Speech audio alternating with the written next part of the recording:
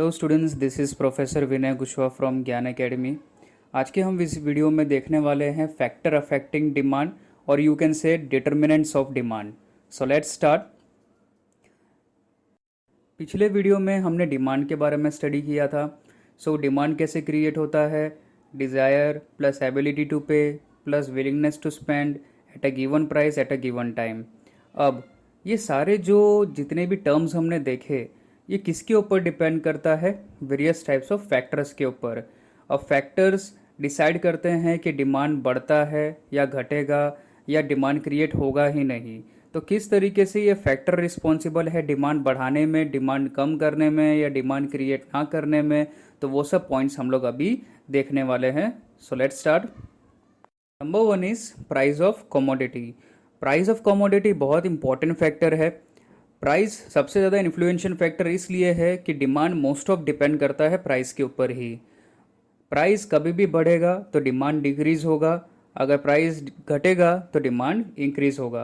In simple words, when the price is higher there will be the lower demand and when price is lower there will be higher demand. Next, अब हम देखने वाले हैं price of substitutes. Substitute goods means what? जैसे competitions में goods, जैसे example लेते हैं टूथपेस्ट में कॉलगेट है, पेप्सोडेंट है, क्लोजअप है, बबुल है, ये सब different different types of brands है। अगर कॉलगेट अपना प्राइस इंक्रीज या डिक्रीज करता है तो ऑटोमेटिकली बाकी सब ब्रांड्स का भी डिमांड इंक्रीज या डिक्रीज हो जाएगा। जैसे एग्जाम्पल के तौर पे कॉलगेट ने अपना प्राइस इंक्रीज कर लिया, सपोज 10 से 15 कर लिया। अब वही सेम कैटेगरी के ब्रांड्स जो कि 10 रुपीज़ अपना प्राइस रखे थे, ऑटोमेटिकली उनका डिमांड इंक्रीज हो जाएगा। लेकिन अगर सपोज कोलगेट ने प्राइस अपना डिक्रीज कर लिया, सपोज 10 से 6 रुपीज़ कर लिया, तो पेप्सोडेंट, क्लोजअप और बबुल जो कि 10 रुपीज़ में सेल कर रहे थे, उनका डिमांड डिक्रीज हो जाएगा। इससे हमें ये पता चलता है कि अगर सपोज सब्सटीट्यूट गुड्स अपना प्राइस डिक्रीज कर लेते हैं तो कंज्यूमर सब्सटीट्यूट गुड्स का ज़्यादा डिमांड करेंगे और एक्चुअल कमोडिटी का डिमांड डिक्रीज हो जाएगा। लेकिन अगर सपोज सब्सटीट्यूट गुड्स का प्राइस इंक्रीज हो जाता है तो कंज्यूमर सब्सटीट्यूट गुड्स का डिमांड डिक्रीज कर लेंगे, मीन्स वो गुड्स नहीं खरीदेंगे और जो एक्चुअल गुड्स है उसका डिमांड इंक्रीज हो जाएगा।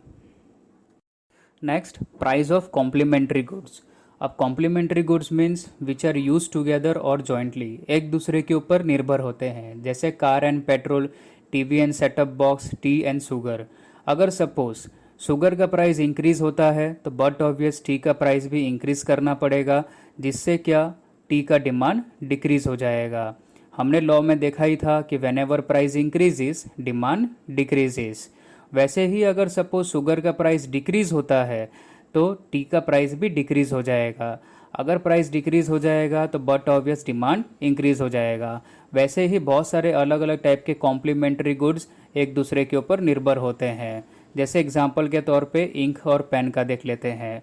अगर सपोज इंक का प्राइस इंक्रीज होगा तो बट ऑब्वियस पेन का डिमांड भी डिक्रीज होगा, क्योंकि दोनों का एक दूसरे के ऊपर जॉइंटली डिपेंडेंट है। Next is fashion, taste and habits. अब फैशन ट्रेंड्स जो कि बहुत इंपॉर्टेंट फैक्टर है।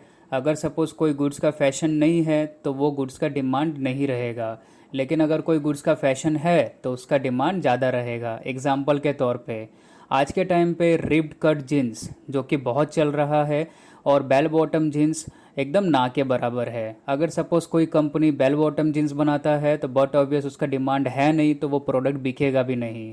लेकिन रिब्ड जीन्स जो मैन्युफैक्चर कर रहा है कंपनी, तो उसका डिमांड ज़्यादा रहेगा। सेम एज इट इज़ अगर हम टेस्ट की बात करें तो suppose pizza, burger, vada pav, chocolate, ये सब सारे जो है ये टेस्ट के ऊपर डिपेंड करते हैं। अगर इनका टेस्ट अच्छा रहेगा तो उनका डिमांड ज़्यादा रहेगा, अगर इनका टेस्ट ख़राब रहेगा तो इनका डिमांड डिक्रीज़ होगा। जैसे हैबिट्स, अब हैबिट्स में जैसे सिगरेट, अल्कोहलिक बेवरेज, पान, गुटखा एट्सेट्रा, ये मैटर करता है हैबिट के ऊपर। अगर सपोज जिसका हैबिट में है तो वो डिमांड रहने वाला है, जिसका हैबिट नहीं है तो उसका डिमांड नहीं रहेगा। Next, age structure and sex ratio. ये एक इम्पॉर्टेंट फैक्टर है जो कि डिमांड इंक्रीज एंड डिक्रीज कर सकता है। जैसे एज स्ट्रक्चर का एग्जांपल देख लेते हैं। सपोज एक कंट्री है जिसका मोस्ट ऑफ पॉपुलेशन जो 2 to 10 ईयर्स का है। अब वहाँ के कंपनीज क्या करेंगे, वो ज़्यादातर फोकस करेंगे चिल्ड्रन गुड्स के ऊपर, अपने कमोडिटीज़ बनाने के लिए, जैसे टॉयज़ हो गया, डायपर्स हो गया, स्कूल बैग्स हो गए, बुक्स हो गए। अगर सपोज़ कंपनी जो अडल्ट रेशियो है उसके ऊपर या फिर सपोज़ ओल्ड एज रेशियो है उसके ऊपर फोकस करेंगे तो इतना उनका गुड्स का डिमांड नहीं रहेगा as compare to 2 to 10 years के एज ग्रुप का। वैसे ही अगर सपोज़ हम लोग सेक्स रेशियो का एग्जांपल ले लें, इंडिया के अंदर मोस्ट ऑफ मेल पॉपुलेशन ज़्यादा है, फीमेल पॉपुलेशन कम है। सो आपने टीवी में एडवर्टाइजमेंट देखा रहेगा कि मेल के ज़्यादा एडवर्टाइजमेंट्स आते हैं, जैसे shaving cream, male clothes, men's perfume etcetera. क्यों? क्योंकि मेल्स का पॉपुलेशन ज़्यादा है और मेल्स के प्रोडक्ट ज़्यादा बिकेंगे एज़ कम्पेयर टू फीमेल्स के प्रोडक्ट। Next, climate. क्लाइमेट एक इम्पॉर्टेंट फैक्टर रोल प्ले करता है कोई भी प्रोडक्ट का डिमांड इंक्रीज एंड डिक्रीज करने के लिए। जैसे एग्जांपल के तौर पे एयर कंडीशन, नींबू पानी, कॉटन क्लोथ्स। अब इनका डिमांड किस में रहेगा ज़्यादा? बट ऑब्वियस है समर सीजन में as compare to other seasons. Umbrellas है, वाटर प्यूरीफायर्स है, मोबाइल कवर्स है, इनका डिमांड किस में ज़्यादा रहेगा? तो रेनी सीजन में as compare to other seasons.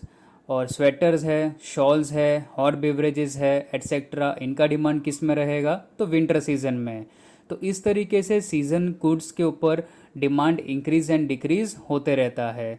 It depends on climatical conditions. Next, taxation policies.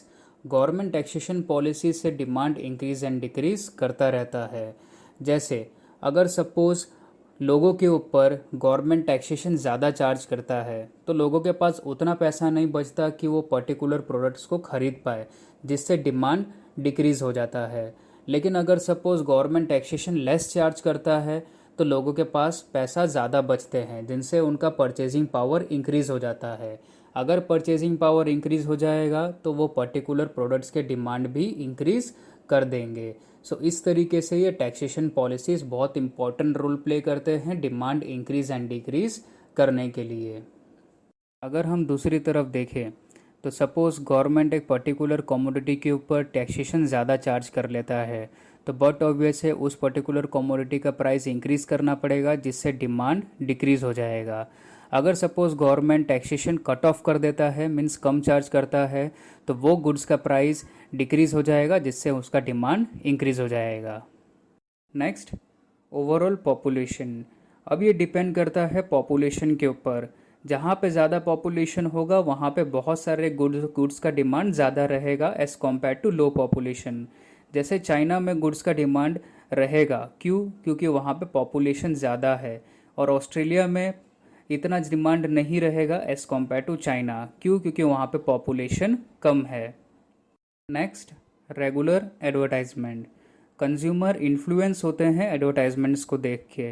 अपने फेवरेट सुपरस्टार्स या फिर स्पोर्ट्समैन को अगर एंडोर्स करते हुए पर्टिकुलर कमोडिटी को देखते हैं तो उनको ट्रस्ट बिल्ड होता है। अगर सपोज़ वो एडवर्टाइजमेंट को रेगुलर बेसिस पे दिखाया जाए तो ऑटोमेटिकली वो पर्टिकुलर कमोडिटी का ट्रस्ट बिल्ड हो जाएगा, जिससे उसका डिमांड क्रिएट होना स्टार्ट हो जाएगा। जैसे एग्जांपल के तौर पे पेंट। बेसिकली हम अपने घर में पेंट करवाते हैं लगभग 3 से 4 साल बाद, लेकिन आपने देखा होगा ऐसे बहुत सारे कंपनीज़ हैं जो कि एडवर्टाइजमेंट रेगुलर बेसिस पे करते रहते हैं। जैसे एशियन पेंट्स हो गए, नेरोलैक्स हो गया। अगर हमको पेंट कराना है तो हमारे दिमाग में ये 2 से 3 कंपनी ही आती है। सो ये कैसे पॉसिबल हुआ? क्योंकि हम इनका एडवर्टाइजमेंट रेगुलर बेसिस पे देखते रहते हैं। Distribution of income. अब डिस्ट्रीब्यूशन ऑफ इनकम बहुत इंपॉर्टेंट रोल प्ले करता है। सपोज़ एक एरिया है जहाँ पे रिचर सेक्शन ज़्यादा रहता है, जिसका मंथली इनकम लगभग मोर देन 10 लाख रुपीज़ है। अब वहाँ पे सब ब्रांडेड गुड्स वगैरह चल सकते हैं, लेकिन एक और पर्टिकुलर एरिया है जहाँ पे इतना ज़्यादा इनकम नहीं, जो कि नॉर्मली 10 to 20,000 के आसपास इनकम ग्रुप है। अब वहाँ पे अगर सपोज़ वही ब्रांडेड गुड्स जो कि हायर सेक्शन में बिक रहा है, क्या आपको लगता है ये सेक्शन में बिक पाएगा? बट ऑब्वियस है नो, क्योंकि उतना इनकम ग्रुप वो अफोर्ड नहीं कर पाएगा। सो ये भी डिपेंड करता है कि पर्टिकुलर एरिया वाइज जो कि इनकम है किस तरीके से डिस्ट्रीब्यूशन किया गया है। सो इस तरीके से भी डिमांड इंक्रीज एंड डिक्रीज होता रहता है। Next is income. कोई भी पर्सन हो, अगर सपोज़ उसका इनकम इंक्रीज हो जाएगा तो बट ऑब्वियस है उसका परचेसिंग पावर भी इंक्रीज हो जाएगा और वो गुड्स एंड सर्विसेज ज़्यादा परचेस करेगा एज़ कम्पेयर टू अर्लियर। जिससे डिमांड भी इंक्रीज़ हो जाएगा। लेकिन अगर सपोज़ उस पर्सन का इनकम डिक्रीज़ हो जाता है तो परचेसिंग पावर भी डिक्रीज़ हो जाएगा और वो गुड्स एंड सर्विसेज पहले के मुकाबले कम खरीदेगा, जिससे डिमांड डिक्रीज़ हो जाएगा। Next is expectation regarding future prices, जिसको हम स्पेकुलेशन भी बोलते हैं। करंट डिमांड को कैंसिल करके फ्यूचर के डिमांड को राइज करना। फॉर एग्ज़ाम्पल, जैसे आईफोन 11, बहुत सारे एक्सपर्ट्स ने सजेशन दिया कि आप एक हफ्ते बाद आईफोन 11 खरीदोगे तो 10,000 डिक्रीज़ हो जाएगा। सो अगर सपोज़ कोई पर्सन है उसको आईफोन 11 खरीदना है तो वो बेटर है कि एक हफ्ते बाद खरीदे।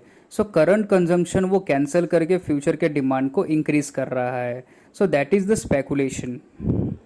I hope you understand this topic.